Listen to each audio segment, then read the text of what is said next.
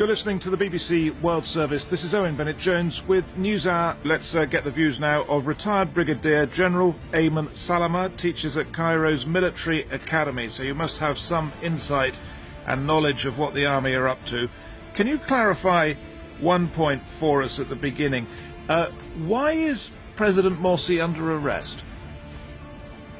Actually, there have been many accusations and charges from the military during the last or the recent months in the disagreement between the army topped by Chief General السيسي, on the other hand the presidency topped by President Morsi, concerning in particular the national security over there in Sinai, and with the tunnels coming from the jihadists, extremists and Hamas elements personnel from Gaza Strip into Sinai, leading to the killing in just only 5 minutes of 16 or 17 guards, troops, and the President refused the army to reveal the names after investigation. I mean, bodily and medical investigations for the bodies. This is number one, and probably there will be military charges against the president, the disposed president, being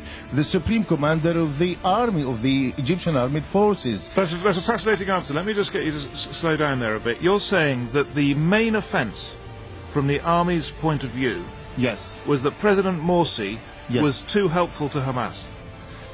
That's in particular, I mean, criminally speaking, he actually threatened the national and the military highest interests, security interests to the army and to the whole nation by actually collaborating to Hamas and facilitating something to Hamas against the interests of the army, security army, especially in Sinai.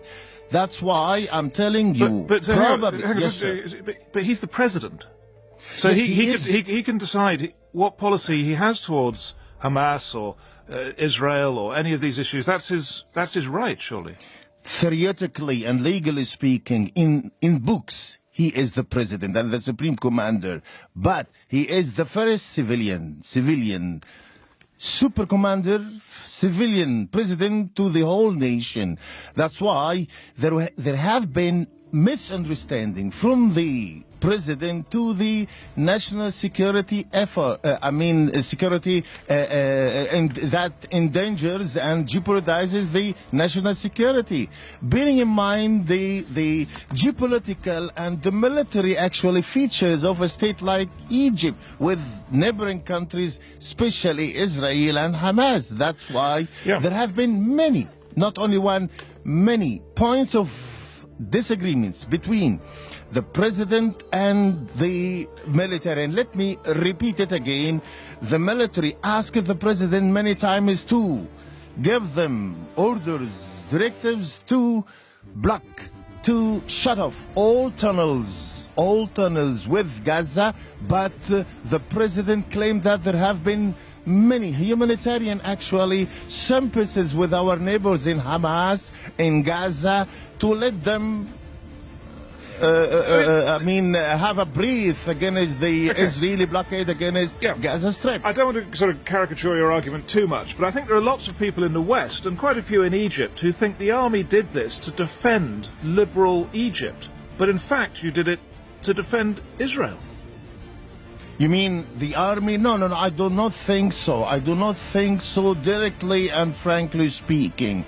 The army actually cannot, as being a military, not a police or security forces, cannot engage or combat and serve effectively and successfully all terrorists' activities in Sinai. The army is not experienced and qualified to this.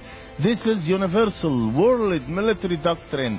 That's why it is not actually, in fact, Israel, but it is the Egyptian national interests. But we could not actually devaluate the mutual and important mutual cooperation in intelligence and security between the Egyptian armies and also the Israeli Defense Army. We cannot ignore this reality.